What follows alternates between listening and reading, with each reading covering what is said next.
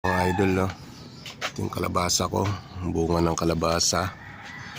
Magulang na, nalanta na nga yung puno. Ayan yung puno, oh. Anihin na natin siya, mga idol. Magulang na siya. Ayan. Kita niyo ba, mga idol? Ani tayo ng kalabasa. Ayan. Yan ang bunga ng kalabasa ko. Ayan, may mga bulaklak pa.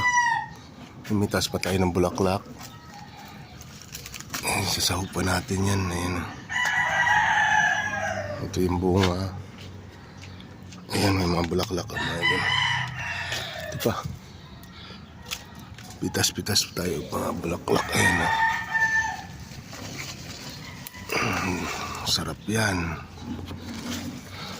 Gata. Ayan siya, guys. Mga bulaklak ng kalabasa natin.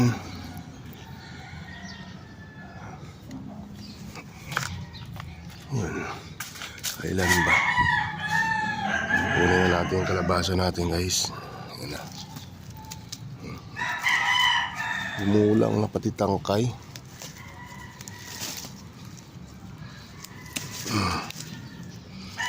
Libre ulam na, mga idol. Ang puno niya, no, idol, ayun, no. Gulong lang, tapos dito lang, konting lupa. Puro simento ito, mga idol. Puro simento. Ayan, yan mga tanim ko. Sa simento lang, tapos narang-harangan ko lang. Ayan yung puno, oh. Yan ang daming pa natin bulaklak. Pang ulam na naman tayo.